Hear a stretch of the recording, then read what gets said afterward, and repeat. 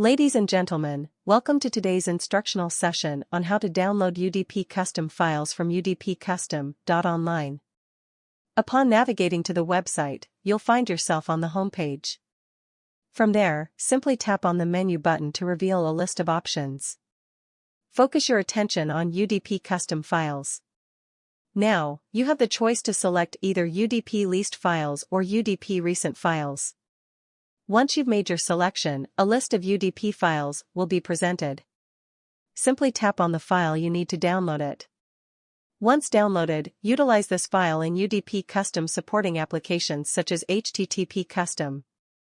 If you're unfamiliar with these applications, refer to the instructional video in the description for guidance.